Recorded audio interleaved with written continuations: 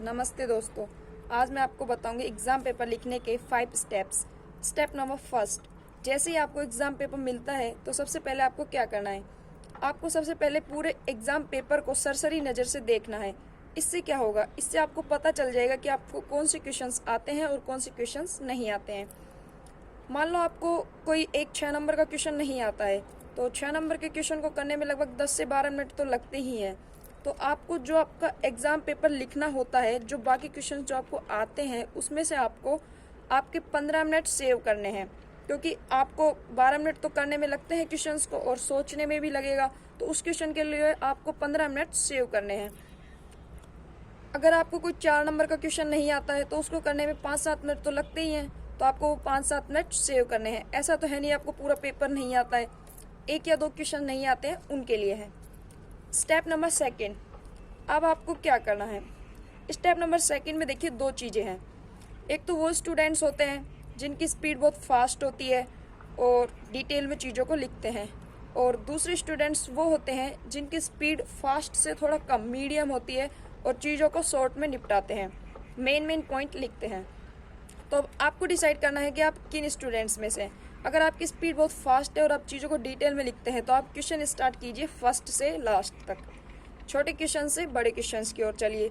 यदि आपकी speed slow है, स्लो नहीं मतलब मीडियम है, तो आपको क्या करना है, एग्ज़ाम पेपर है वो बड़े क्वेश्चन से अटैम्प्ट करना है, और बाकी ये आपके ऊपर डिपेंड है।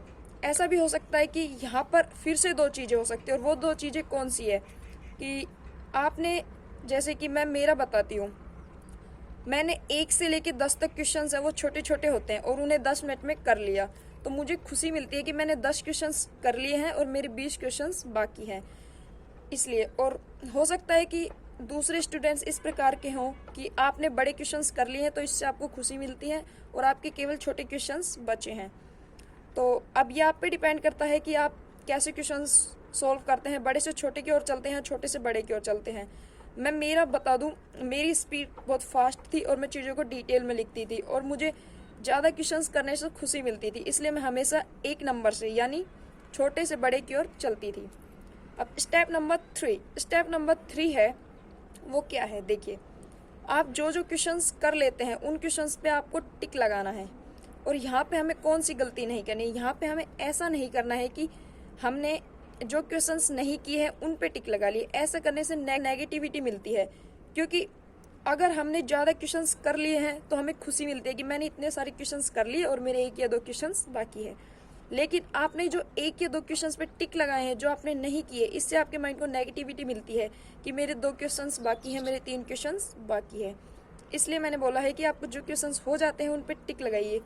कुछ लोग कहते हैं कि एग्ज़ाम पेपर में टिक वगैरह नहीं लगाए जाते हैं, अगर टिक भी लगाना है तो पेंसिल से लगाइए।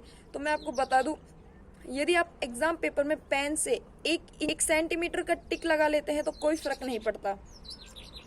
अगर आप पेंसिल से टिक लगाते हैं तो आप बहुत ज़्यादा इरिटेट हो जाएंगे। ऐसा क्यों? क्योंकि आप पेन से अपना वर्क करते हैं और बार बार पेंसिल पेन यूज़ करेंगे तो आप इरिटेट ऑटोमेटिक हो जाएंगे। इसलिए आपको क्या करना है, पेन से ही टिक लगाने छोटे छोटे जो क्वेश्चंस आप कर लेते हैं। अब स्टेप नंबर 4 में हमें क्या करना है। जब हमारे क्वेश्चंस जो हमें आते हैं वो सारे कंप्लीट हो जाते हैं, तो उसके बाद अब हमें जो क्वेश्चंस नहीं आते हैं उन्हें उठाना है और उन क्वेश्चंस को छोड़ना नहीं है, बिल्कुल भी नहीं छोड़ना है। हमें जो भी आता है उस क्वेश्चन से रिलेटेड थोड़ा बहुत वो उस क्वेश्चन में लिखना है। इससे क्या होगा, इससे ये होगा क्योंकि आपने जो क्वेश्चंस आते हैं वो तो आपने क्रम से लिख दिए हैं, तो एग्ज़ाम पेपर जो चेक करने वाला एग्जामिनर होता है वो सभी क्वेश्चंस में अच्छे से नंबर देगा और लास्ट में देगा कि इस बंदे ने इससे रिलेटेड थोड़ा भी लिखा है, जो क्वेश्चंस आपको नहीं आते हैं, तो वो आपको नंबर देगा। पूरे नंबर नहीं देगा लेकिन आपको आधे या फिर कुछ नंबर तो देगा। अब आपको स्टेप नंबर 5 और लास्ट स्टेप क्या है देखिए। जब आप एग्ज़ाम पेपर को कर लेते हैं तो सबसे पहले आपको लगभग 30 सेकेंड्स के अंतर्गत सभी क्वेश्चंस के नंबर चेक करने हैं कि 1 2 3 4 5 6 ऐसे ही लेके जितने भी क्वेश्चंस हैं मैंने वो सभी क्वेश्चंस किए हैं या नहीं। और इसके बावजूद भी यदि आपके पास टाइम मिलता है तो आपने जो अपने एग्ज़ाम पेपर अपनी कॉपी में सॉल्व किया है, एग्ज़ाम की कॉपी में सॉल्व किया है, तो उसे आप सरसरी नज़र से देखिए।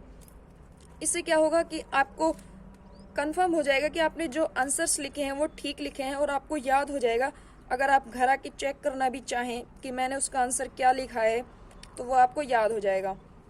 तो ये 5 स्टेप्स हैं एग्ज़ाम पेपर अटेम्प्ट करने के। और एक जो टॉपर होता है, मेरी खुद बोर्ड में 98.40% बनी है, तो मैं आपको एक्सपीरियंस से बोल सकती हूँ कि एक टॉपर होता है वो यही 5 स्टेप्स अपनाता है।